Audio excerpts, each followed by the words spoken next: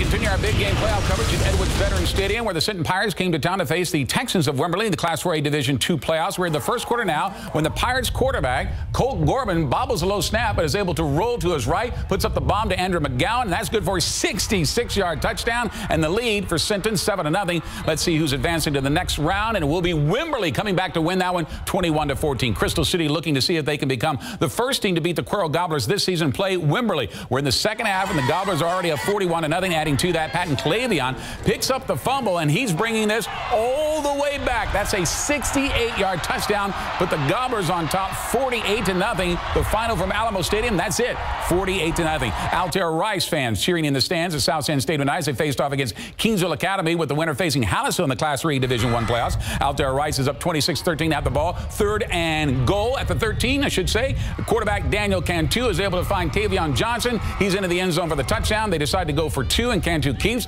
rolls out and into the end zone. Final from South San, Altair Rice over Kingsville Academy, 55-28. When we arrive at Gustafson Stadium, we're greeted by the cheerleaders from Hallisville High School, where they want to continue their undefeated run, but they would have to get by George West tonight. The Brahmas in Class 3A Division I were bullish on George West, already up 21-0. Second quarter, quarterback DJ Taylor rolls to his right. He's able to find Jackson Taylor for the 15-yard gain. That would lead to this. Isaiah Herring with the 1-yard TD. Hallisville will take a 28-0 lead. Let's see if they are moving on to the next round, and we'll go back to the big game coverage scoreboard for that. They are 49-7. Altair Rice over Kingsville Academy, 55-28. Sinton falls to Wimberley. The Texans advancing 21-14, and the shutout for Quirrell tonight over Crystal City, 48-0. Now let's head out to Lavernia, where the Junction Eagles met up with the Refugio, and they would have their hands full tonight with the Bobcats. Junction has the ball, looking to go downfield with this toss, but the receiver, watch what happens. He falls down running the route, and as a result is intercepted by Jamel LaFon at the 13. Then watch what he does with the pickup. He starts upfield, but has to shake a tackle before he heads to the other side of the field. Now, when he does, he sees an opening in the middle, so back he goes to the inside.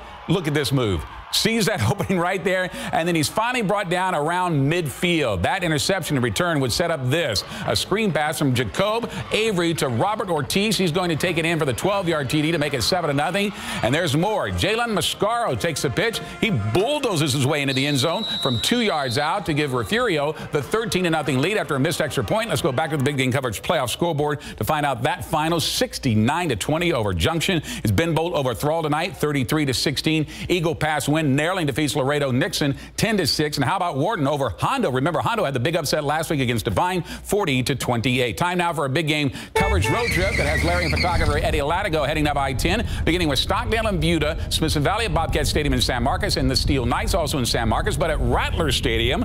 And that's where we find our Larry Ramirez tonight, live from San Marcos. Hi, Larry. Good evening, everybody, and hello, Greg. You know what? It is cold and windy out, but so what? It turned out to be a great night for high school football. All three of our games were played at neutral sites tonight and featured some of the top-rated teams in the state.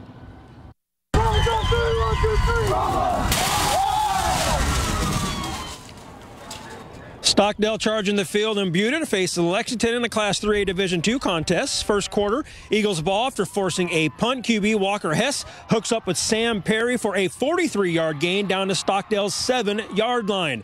2 plays after that, Hess throws the ball to Nathaniel Clifford. He cuts back inside and good for the 6-yard touchdown, capping off a 3-play drive. Point after was good, and Lexington led 7-0 with 9 minutes left in the first quarter.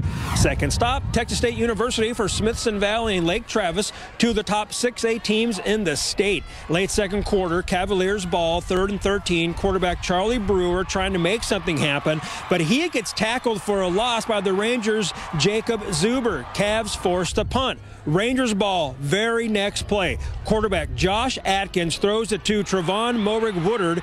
He breaks a tackle, and he's gone for the 60-yard touchdown, the Rangers' first points of the game. They trailed 16-7 with 1:20 left in the half, but Lake Travis would score again to go up 23-7 at halftime. Last stop right here is San Marcos High School for the Steel Knights and Vandergrift Vipers. Fans pumped up despite the cold. Fourth quarter, Knights ball leading 10-0. Handoff goes to Travell Lumpkin, and he breaks off a 24-yard run down to the Vipers 39. However, that drive would end with a punt. A few minutes later, Knights ball again, 1st and goal from the 2. Lumpkin puts this game on ice with the short touchdown, and Steel led 17-0 with 3:41 left in the contest. And let's check check out the scoreboard now. Lexington knocks off Stockdale by a final of 35-6. Smithson Valley is done, falling to Lake Travis 40-21.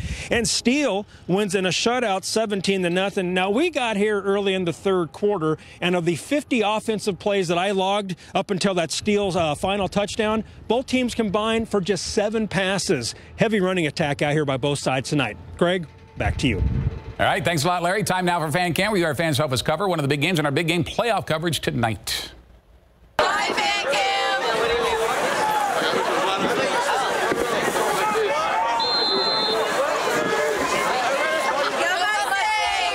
Thank you to the twirlers from Nixon Smiley as the Mustangs went up against East Bernard tonight on the red carpet of New Braunfels Canyon Stadium. We were there for the captain's meeting at midfield. That's when East Bernard takes off. They are at their on the 10. Quarterback Hunter Godot fakes a handoff, keeps. He's into the end zone to make it 6-0. It's after the extra point was no good. East Bernard with the ball again, this time from the 1, and the handoff goes to Locke Rowley, and the big fella is in. They go for 2, get it. But you haven't seen anything yet. Watch what he does on this handoff. Watch him hurdle his own blocker, and then he just takes off. He's going 46 yards for another Brahmas touchdown. They miss the extra point again. It's 20-0. Let's go back to the big game coverage scoreboard for the final time tonight. East Bernard over Nixon Smiley in a shutout, 61-0. Bowling over Dilley tonight, 42-27, ending the Wolves season.